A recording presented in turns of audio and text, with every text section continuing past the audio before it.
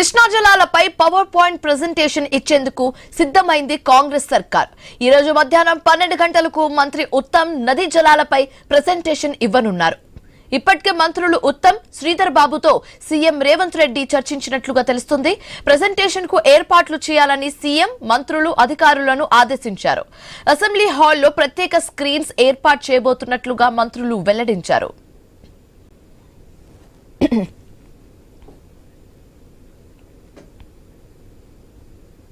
Krishna జలాలపై power point presentation ఇచ్చేందుకు సిద్ధమైంది కాంగ్రెస్ సర్కార్. ఈ రోజు మధ్యాహ్నం 12 గంటలకు మంత్రి ఉత్తమ్ నదీ జలాలపై ప్రెజెంటేషన్ ఇవ్వనున్నారు. ఇప్పటికే మంత్రులు ఉత్తమ్, శ్రీధర్ బాబుతో సీఎం రేవంత్ రెడ్డి చర్చించినట్లుగా తెలుస్తుంది. ప్రెజెంటేషన్ కు ఏర్పాట్లు చేయాలని సీఎం అలాగే మంత్రులు అధికారులను ఆదేశించారు. అసెంబ్లీ హాల్లో ప్రత్యేక స్క్రీన్స్ ను ఏర్పాటు చేయబోతున్నట్లుగా మంత్రులు వెల్లడించారు.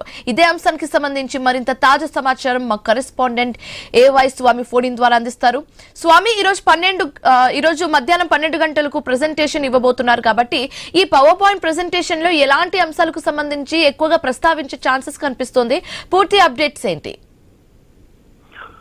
శివాని, వైపు రాష్ట్ర ప్రభుత్వం ఇటీవల జనవరి 1వ తేదీన కాంగ్రెస్ పార్టీ నేతలకు, ఎమ్మెల్యేలకు, ఎమ్మెల్సీలకు, కీలక నాయకత్వానికి అందరూ కూడా ప్రజాభవన్ వేదికగా కృష్ణా జిల్లాలకు సంబంధించిన ఇష్యూస్ లో అన్ని రకాల అనుమతులు కావచ్చు, ఏ ప్రాజెక్టులు ఎలా ఉన్నాయని కూడా పూర్తి స్థాయిగా ఒక అవగాహన కల్పించడం కోసం ప్రజాభవన్ లో ఏ విధంగా అయితే పవర్ ప్లాంట్ ప్రజెంటేషన్ ఇచ్చారో ఇప్పుడు అసెంబ్లీ వేదికగా కూడా ఈ రోజు పవర్ ప్లాంట్ ప్రజెంటేషన్ ఇవ్వాలని చెప్పేసి కూడా ప్రభుత్వం భావిస్తుంది. ఇరిగేషన్ శాఖ మంత్రి ఉత్తమ్ కుమార్ రెడ్డి అసెంబ్లీలో గతంలో కేసీఆర్ కేసీఆర్ ఏ విధంగా అయితే గోదావరి నది పైన, కృష్ణా నది పైనటువంటి వివిధ ప్రాజెక్టులు, వాటికి సంబంధించిన వివరాలు ఏ విధంగా ప్రజెంటేషన్ ఇచ్చారో అదేవిధంగా ఇప్పుడు ఇవ్వాలని చెప్పేసి కాంగ్రెస్ పార్టీ భావిస్తుంది. బీఆర్ఎస్ పార్టీ చేసినటువంటి, అంటే బీఆర్ఎస్ ప్రభుత్వం ఉన్నప్పుడు కేసీఆర్ ప్రభుత్వం చేసినటువంటి కొన్ని తప్పిదాలు కావచ్చు, మరికొన్ని అంశాలపైన వెలుగెత్తి చూపట్టాలని చెప్పేసి కూడా ప్రభుత్వం భావిస్తుంది. అందులో భాగంగానే ముఖ్యమంత్రి ఆలోచన మేరకు ఇరిగేషన్ శాఖ మంత్రి ఉత్తమ్ కుమార్ రెడ్డి అసెంబ్లీ వేదికగా ఈ పవర్ ప్లాంట్ ప్రజెంటేషన్ ఉన్నారు. ఇప్పటికే ఎల్ఏ మినిస్టర్ శ్రీధర్ బాబుతో పాటు మిగతా డిప్యూటీ సీఎం తో పాటు సీఎం రేవంత్ రెడ్డి చర్చించారు. ప్రజెంటేషన్ సంబంధించి అన్ని ఏర్పాట్లు చేయాలని చెప్పేసి అసెంబ్లీ సెక్రటరీ ఒకవైపు తిరుపతికి ఇప్పటికే ఆదేశించారు. అసెంబ్లీలో ప్రత్యేక స్క్రీన్లు ఏర్పాటు చేసి రాష్ట్ర ప్రజలందరూ కూడా చూసే విధంగా దీనికి సంబంధించినటువంటి ఏర్పాటు చూడాలని చెప్పేసి ఇప్పటికే కాంగ్రెస్ పార్టీ హడావుడి చేస్తుంది. ఈ రోజు అసలు యాక్చువల్ గా ఈ మాకు కూడా ప్రజెంటేషన్ కు అవకాశం ఇవ్వాలని చెప్పేసి బీఆర్ఎస్ పార్టీ కోరినప్పటికీ కూడా ఎలాంటి నిన్న జరిగినటువంటి పరిణామాల నేపథ్యంలో పదే ప్రభుత్వం తమను దూషిస్తుందని చెప్పేసి కూడా ఒకవైపు బీఆర్ఎస్ పార్టీ భావిస్తూ మాకు మాట్లాడే అవకాశాన్ని స్పీకర్ ఇవ్వట్లేదని చెప్పేసి నిన్న వాకౌట్ చేసి బయటకు వచ్చినటువంటి బీఆర్ఎస్ నేతలు అసెంబ్లీ శీతాకాల సమావేశాలని బహిష్కరించి వెళ్లారు. ఇప్పుడు సభలో కేవలం బీజేపీ, ఎంఐఎం, సిపిఐ, కాంగ్రెస్ సభ్యులు మాత్రమే ఉంటారు. ఈ రోజు ఈ పవర్ పాయింట్ ప్రజెంటేషన్ ద్వారా కృష్ణా నదిలో సంబంధించి ఒకవైపు ప్రాజెక్టుల ప్రారంభం నుంచి ఇప్పటి వరకు జరుగుతున్న పరిస్థితి, ఒకవైపు ట్రిబ్యునల్ కేటాయింపు, ఆంధ్రప్రదేశ్ చేస్తున్నటువంటి పనులు, తెలంగాణ ఎలాంటి ప్రాజెక్టులను మొదలుపెట్టింది, ఎక్కడెక్కడ ఏ ప్రాజెక్టు ఉంది, దానికి సంబంధించినటువంటి పూర్తి వివరాలను కూడా ఉత్తమ్ కుమార్ రెడ్డి ఈ పవర్ ప్లాంట్ ప్రజెంటేషన్ ద్వారా రాష్ట్ర ప్రజలకు వివరించనున్నారు. శివాని, రైట్ స్వామి. అయితే ఈ జల వివాదాలకి సంబంధించి ఇటు బీఆర్ఎస్ అండ్ అటు కాంగ్రెస్ అయితే ఇప్పటి వరకు స్పందించడం మనం చూసాము.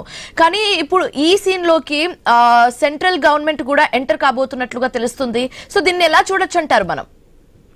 అంటే ఇప్పటికే నదీ జలాల వివాదానికి సంబంధించి రెండు రాష్ట్రాలకు సంబంధించినటువంటి ఉన్నతాధికారులతోటి ఇప్పటికీ ఒక కమిటీలు వేసుకున్నాయి. ఈ కమిటీలకు సంబంధించి ఒక సంయుక్త కమిటీని ఏర్పడేసి కేంద్ర జల సంఘం ఆధ్వర్యంలో మరొక కోఆర్డినేషన్ మీటింగ్ కోసం పెట్టనున్నారు. రెండు రాష్ట్రాల మధ్య ఇరిగేషన్ ఇష్యూస్ ని పరిష్కరించడానికి సంబంధించి కేంద్రమే చొరవ చూపాలి కాబట్టి రెండు రాష్ట్రాల కోరిక మేరకు కేంద్ర జలశక్తి కమిషన్ సంబంధించి పూర్తి స్థాయిగా ఒక రెండు రాష్ట్రాల అధికారులు, కేంద్ర సంబంధించినటువంటి ఇరిగేషన్ అధికారులు, ఒకవైపు కేంద్ర జలశక్తికి సంబంధించిన డిపార్ట్మెంట్ ఉన్నతాధికారులు ఇందులో సభ్యులుగా ఉంటారు. రెండు రాష్ట్రాల అధికారులు, కేంద్ర సభ్యులంతా కలిసి దీన్ని సమస్యలు ఎక్కడెక్కడ ఇబ్బంది ఉంది వాటిని షార్ట్అవుట్ చేసి పరిష్కరించే పనులు అయితే ఉంటుంది. దీనికి సంబంధించి కేంద్ర ప్రభుత్వం కూడా ఒక నిర్ణయం తీసుకున్నది. దీనికి సంబంధించినటువంటి అధికారుల యంత్రం ఎవరో ఇందులో భాగస్వామిగా సభ్యులు ఉంటారో వారి వివరాలను కూడా వెల్లడించింది. ఓకే, రైట్ స్వామి. అయితే ఇప్పటి వరకు ఈ జల వివాదాలపై ఇటు ఈ తెలంగాణ ప్రభుత్వం అండ్ అలాగే బీఆర్ఎస్ పార్టీ కూడా ఇప్పటివరకు స్పందించడం మనం చూసాము. కానీ ఏపీ నుంచి ఎలాంటి ఒక ప్రాపర్ రెస్పాన్స్ అయితే మనం ఇప్పటివరకు చూడలేదు. సో ఇప్పుడు సెంట్రల్ గవర్నమెంట్ కూడా ఇన్వాల్వ్ అవుతుంది కాబట్టి అక్కడ నుంచి ఏమైనా రియాక్షన్ చూసే అవకాశాలు ఏమైనా కనిపిస్తున్నాయా? అంటే ఆంధ్రప్రదేశ్ కూడా తమకు సంబంధించినటువంటి నీటి కేటాయింపులు వినియోగించుకున్నామని చెప్పేసి ఆంధ్రప్రదేశ్ చెప్తుంది. ఒకవైపు తెలంగాణ మాత్రం ఆంధ్రప్రదేశ్ తమ కేటాయించిన నీటి వాటా కంటే ఎక్కువ మొత్తంలో ఆ కృష్ణా వాటర్ ని కొల్లగొడుతుంది. కృష్ణా బేసిన్ ని కాకుండా పెన్నా బేసిన్ లోకి వాటర్ ని తీసుకెళ్లి వాడడం పట్ల తెలంగాణ అభ్యంతరం వ్యక్తం చేస్తుంది. ఇప్పటికే ముందస్తుగానే పెద్ద ఎత్తున రిజర్వాయర్లు కట్టిపెట్టుకున్నటువంటి ఆంధ్రప్రదేశ్ కట్టిన రిజర్వాయర్లను వినియోగంలో తీసుకురావాలంటే ఖచ్చితంగా తమకు ఆ కేటాయింపులు కావాలని చెప్పేసి కోరుతుంది.